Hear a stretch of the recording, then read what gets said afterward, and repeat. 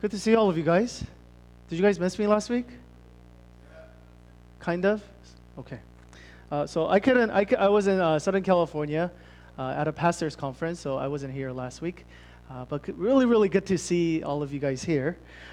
If you are joining us for the first time, let me share with you guys just where we have been, what we have been talking about. So just to catch you guys up to date, we have been talking about in our church what it means to be adults. Because all of us, including the little ones, all of us are becoming adults. And so we said, what does it mean to be adult in God's eyes? And we talked about one of the ways we can see what it means to be mature in God's eyes is to see the fruit of the Spirit. And so we went over, I gave you guys homework a couple of weeks ago, to go over this list with someone that you love and try to assess, do like an inventory of your life to see whether, hey, what kind of fruits are you bearing in your lives? And we talked about how many of us, we want the fruits on the right side, but a lot of us, we see a lot of fruits on actually the left side. And so we talked about why that's the case, why even we try very, very hard to get the fruits on the right side, but we actually end up getting more fruits on the left side. So today, for the next few weeks, we're going to go over the fruits of the Spirit one by one. So today we're going to go over love. So question for you guys. How do you define love? Okay, what is love? By the way, whenever you guys hear that phrase, don't you guys night at the rocks? What is love? No. Okay. That's a little embarrassing. So, what is love? How would you define it? I bet you if I ask all of you guys in here, you guys will give me all very, very different answers. So, instead of getting answers from you guys, let's go to the professional, our ultimate teacher who teaches us everything, which is Disney. Our great teacher. So we're going to go over what Disney actually has to say about love, what they teach us about love. We're going to talk about some of the truth that Disney has to say about love and some of the false ideas we learn about love through Disney. Number one, this is a classic, Cinderella. Okay? This is what Cinderella says. So this is love. And so this is what makes life divine. Okay, what is Cinderella saying? Cinderella is saying, love is what distinguishes us. Love is what empowers us. Love is what makes us distinguishable from even material objects or even animals. It makes us supernatural. It makes us divine. And we feel that way too. We feel like, hey, love is something that we strive after so much. Looking for that beautiful prince or princess. All of us, we desire in our hearts, that deep, satisfying sense of love. Next one. Good old Aladdin. And Jasmine sings this. But when I'm way up here, it's crystal clear. Now that I'm in a whole new world with you, right? So it's like, man, my life without you, it was so awful. It was horrible. But now that I'm here with you, my heart is so satisfied. And again, this is what our hearts desire. Maybe you're not thinking about this cognizantly, but that's what we all want, right? We want to be flying through the skies, no worries and nothing else, and just be filled. And our lives, we go, oh, if I only have that guy or girl, my heart will be fulfilled. Next one, Pocahontas. I'd rather die tomorrow, than live 100 years without knowing you. Ugh, vomit. Okay? But that's what our hearts really desire. We're like, If only this ecstasy, like love, just continues on and on and on, right? Oh, we would be so satisfied. And we can't wait to hear someone say to us, I want to live forever with you. I want to grow old with you. But, you guys know, as you grow older and older, these things are actually a lie. Why? Because it doesn't last forever and ever, right? You get married and you go, this is the perfect husband or perfect wife. What happens? What happened to the forever and ever, I'll know you 1,000? You go, oh man, I'm sick of this person already. I can't wait to get out of here. Again, there's truth, but there's also false. The truth is, all of us, we really desire love in our hearts. And yet at the same time, reality tells us, hey, this is just fairy tale, dude. Like, this is not how life is supposed to be. And so we get real disappointed. I'll give you an example of this. Number one, this is from a musical called Company. I don't know if any of you guys know it. But there's a man, he falls in love. But he falls in love so many times with different girls. But this is what he says. He says, and this is him singing, he says, she will need me too much, know me too well, pull me up short, and put me through hell. What is she saying? Or what is he saying? He's saying, I need love. But yet at the same time, I know that it is through love that I'm going to have my deepest pain and my deepest sorrow. Another famous musical. It's you guys are probably familiar with it. It's called Bewitched. And woman admits here in this musical that she's fallen for a fool again. She knows that she's going to get heartbroken by this guy, but this is what she says. She sings this, I'm wild again. I'm beguiled again. A simpling, whimpering children again. What is she saying? She's saying, I know that this is a lie. I know it's not going to last. I know this guy is a fool. I know he's going to dump me. He's going to use me, but I feel like a child. I feel like I could just fall in love again and again and I'll be okay. My heart will be satisfied. So again, this is what Disney, this is what Bewitched, this is what musicals tell us. And this is what our life experience tells us as well. Deep down in our hearts, we want love that will last forever. But our experience tells us it doesn't. It always fails. It's never good enough. Continuing on from our teacher, Disney, here's a couple more things we need to know about love. This is what Nemo says. Dory says, when I look at you, I can feel it. I look at you, and I'm home. Next one. This is from Mulan. True to your heart. You must be true to your heart. That's when the heavens will part. What are they both saying? They're saying, hey, look deep inside your heart. What do you feel? Okay? You feel good? Do you feel like you truly love that person? Aha! That is love. Our great friend Winnie the Pooh said it best. When Piglet asked, how do you spell love? And Winnie the Pooh says, you don't spell it, you feel it. Huh? He probably didn't know how to spell it. Just feel it. Just feel it. Huh? Again, what is it telling us? It's telling us, hey, true love is something that you feel.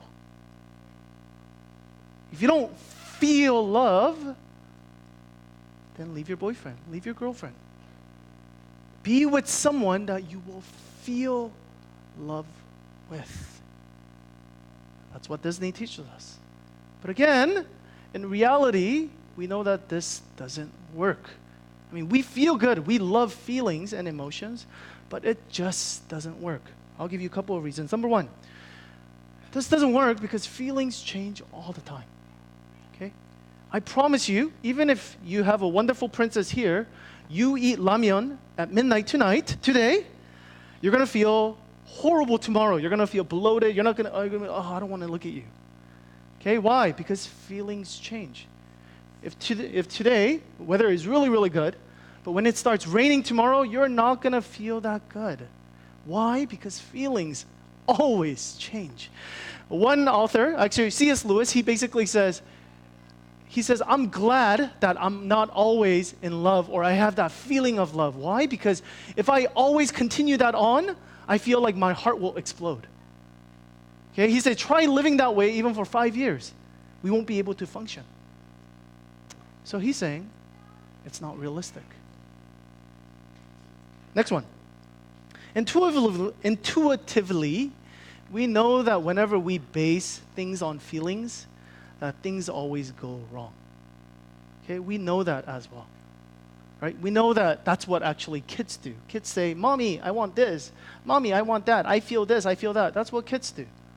Right? But we talked about this many different times where we said if we based our decisions, if we just act on our feelings, if we think feelings equals truth, then a lot of us are not going to be married. A lot of us, we're not going to have a job. I mean, how many days out of the week do you feel like you love your job? You don't. Are you supposed to just quit? Again, it doesn't work. Lastly, there was a story. This is actually one of my friend. He went to Korea. And he's like, I'm going to really live this out. And he said, I'm going to meet all the girls I can. And just whenever I feel it, then I will meet them. And if I don't feel it anymore, I will break up with them. So he actually says during this 2-3 weeks period of time, he met 3 different girls. Okay? Again, you hear that and you don't go, good job, my lad. All right? You don't, okay, maybe some of you guys, you might be like, you're a cool guy.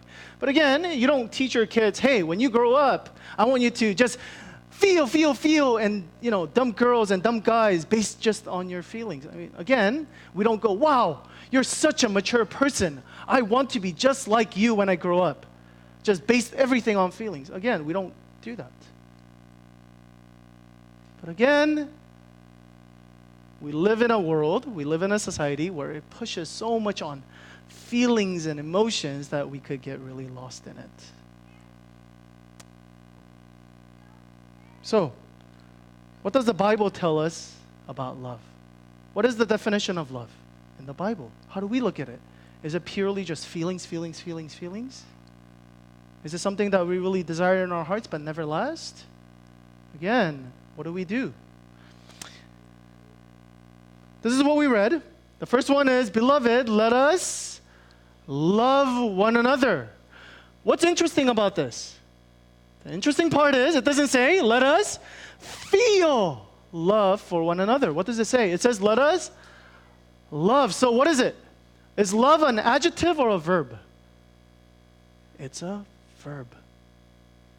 Okay? It's not something, hey, you, okay, make feelings or affection for one another. Okay, so think of somebody at church or your neighbor or your coworker and think about it and just wait until, behold, let us create feelings for one another. Okay, so I have to create love.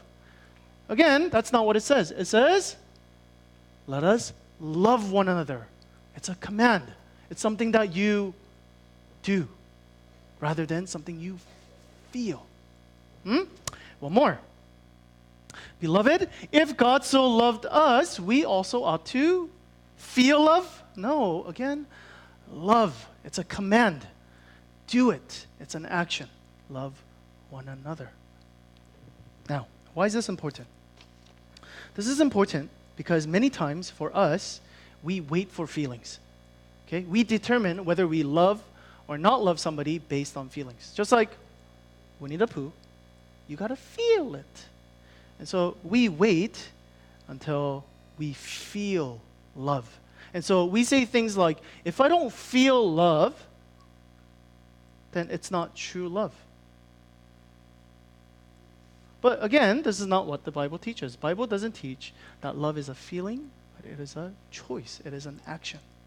So C.S. Lewis, he puts it like this. He says, if you truly want to love, better love people, do this. Do not waste time bothering whether you love your neighbor or not. Okay, so don't think to yourself, do I really like this person? Do I really have feelings towards this person or not? Don't think about that. Instead, this is what you are to do. Act as if you did. And now, I know many of you guys, you feel very uncomfortable with that. You go, wait, isn't that faking it then? Okay, the difference would be, faking it is you have no heart. You want to continue to hate that person. And if you want to continue to hate that person and you go, I love you so much, that's fake. But maybe you really want to truly forgive that person and want to love that person, but deep down inside your heart, you don't have the affection for it. But you want to, but you don't have the affection for it. Don't wait for the feeling, just love them. Okay, husband and wife especially, you're not going to feel love all the time, but you truly love that person. So act as if you did. Continuing on, as soon as we do this, we find one of the great secrets. When you are behaving as if you love someone, you will presently come to love him. Okay? So basically, what is he saying? He's saying, do the behavior first, the feeling will come afterwards. Now, you guys might go, what are you talking about? This doesn't work. Hey, go try it. Okay? Do you guys have somebody that you really want to forgive? Do you have anybody that, maybe your husband, wife, kids even, maybe you don't have the feelings and you want to love better, but you're not able to love? Your coworker, boss, anybody? Hey, try this. Okay? Don't think about, okay, let me produce feelings of love. Don't do that. Go and love them. Okay? If I love them, what would I do? Do it. I promise you the feeling will actually come. Okay, let me show you guys this in real life example of how this actually happens. Actually, especially parents in here, you guys do this every single day. Okay, what do I mean by that? You guys, when you guys take care of your kids, you guys get very, very, very little in return. Very little in return. Okay, but what do? You don't just say, okay, hey, kid, I know you don't value sleep, but I really do. So if you don't sleep, then, I think this situation is not working out. I think you need to find another mom or find another dad. I mean, again, we don't do that, right? What do the parents do? Parents continue to stay committed to their kids. Another example is when kids grow up, including all of us, what do we do to our parents? We become jerks. Okay? What do the parents do? They don't go, okay, now you're being a jerk now. Okay, I don't think we could have this relationship anymore. No, most parents say, I'm still willing to love you. Again, we see this committed type of love. Do you think our parents, or even parents in here, do you feel happy all the time? Like taking care of your kids? Absolutely not. Your feelings are not there, but still you're willing to love them, to commit to them. But the problem is, and this is the funny thing is, we do that with our kids, but we don't do that with our spouses, right? If they do something that we don't like, or if we don't feel it anymore, what do? We say, divorce. So it's really interesting. We do it with our kids, where we're able to show them this unconditional love, despite the feeling, despite not getting much from them, we continue to pour out our love to them. And you know what? You become deeply, deeply in love with them. But with our spouses, we go, hey, you're doing something that I don't like, forget it. Or, hey, love has faded away because I don't feel it anymore.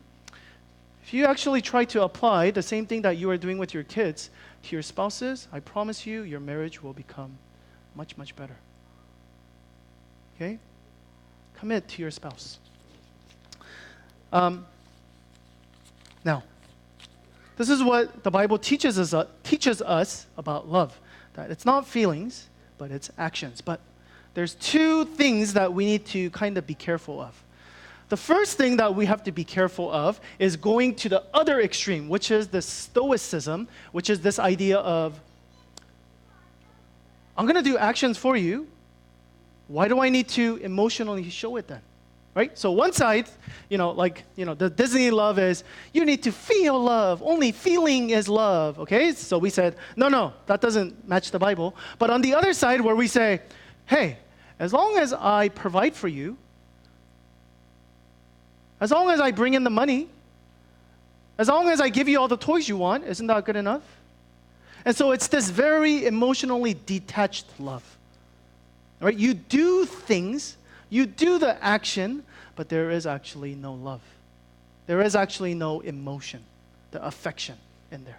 Do you guys understand the difference? Okay, I'm just talking about two different extremes. Now, why is this important? It's because we see that even in the Bible, when God talks about his love towards us, he uses emotional languages. Now, of course, he also shows us by action how much he loves us, but he also uses very, very emotional laden languages. And it's, if you understand this, it's like so beautiful, right? Okay, I'll give you two. One example is from Zephaniah. The Lord your God is in your midst, a mighty one who will save. He will rejoice over you with gladness. He will quiet you by his love. He will exult over you with loud singing.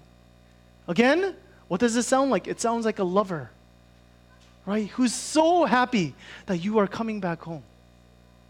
It's rejoicing. It's being happy. Again, there is emotionality to God's love. Again, some of us, this is very difficult for us because some of our parents, right? I don't want to blame them, but for different reasons, maybe personality or maybe that's how they were shown love, that they didn't emotionally really show us love. And because of that, we view God very similarly. We can say, God, you're providing stuff for me, but really deep down, experientially, I'm not understanding or feeling the love of God.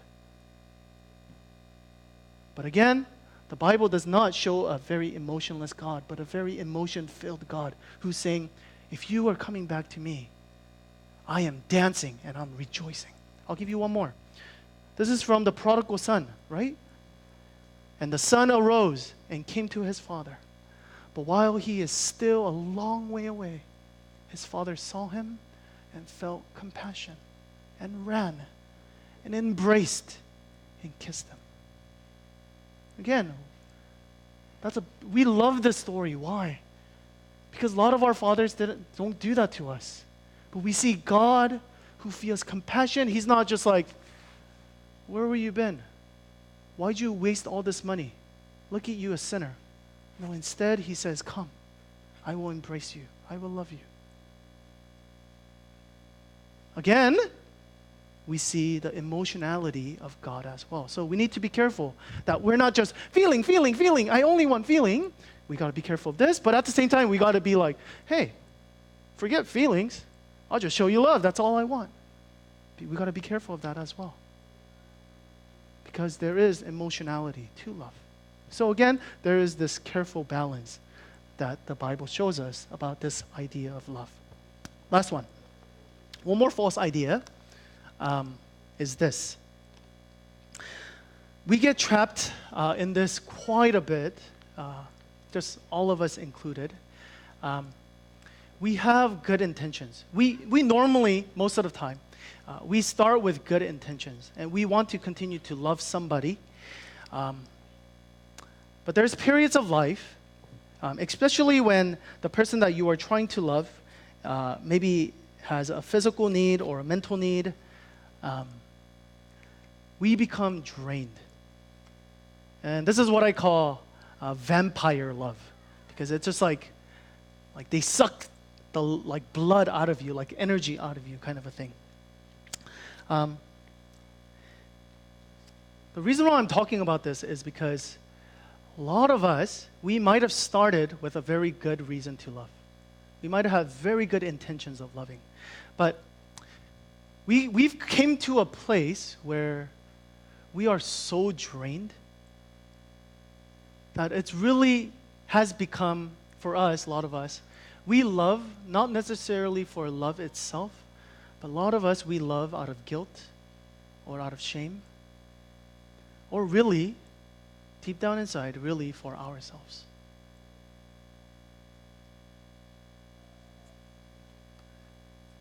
I'll give an example of this. It's in the Bible. 1 Corinthians 13.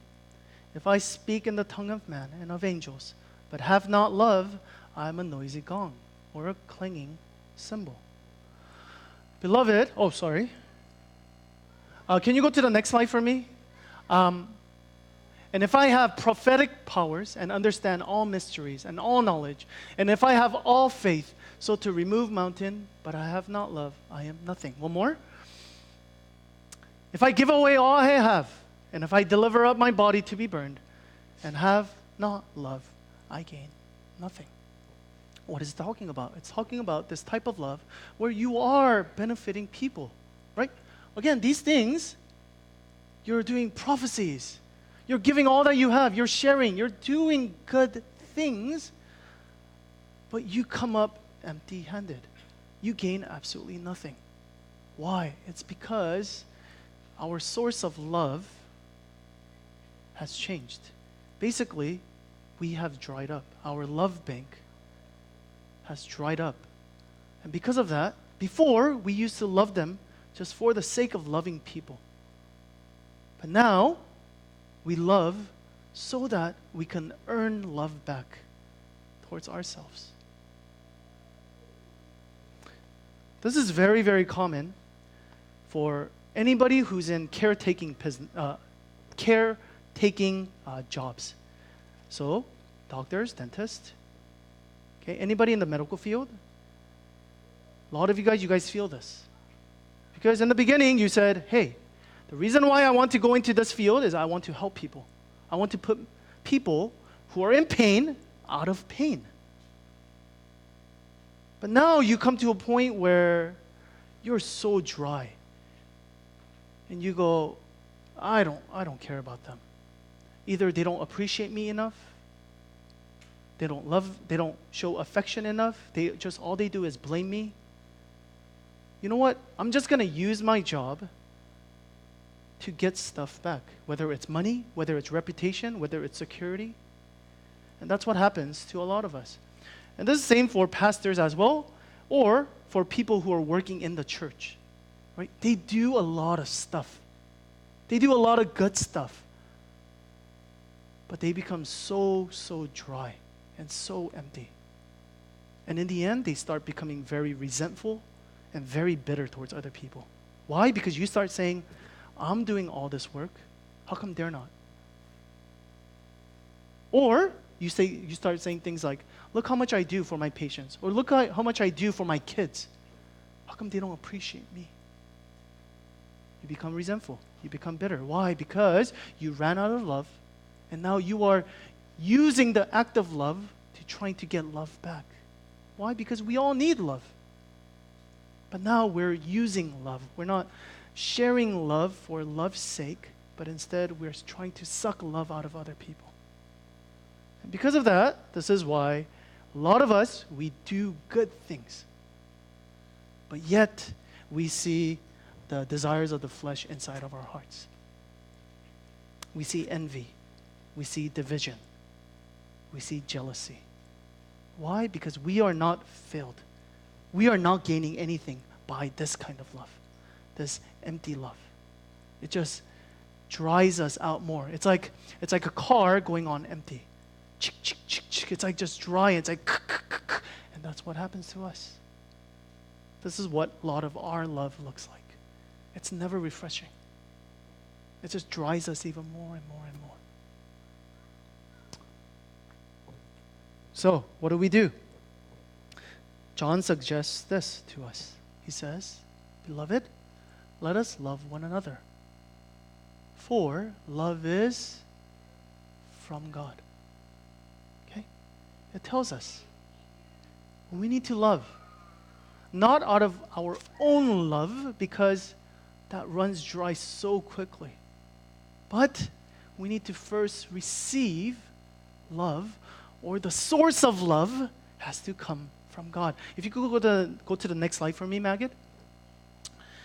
In this, the love of God was made manifest among us, that God sent His only Son into the world so that we might live through Him.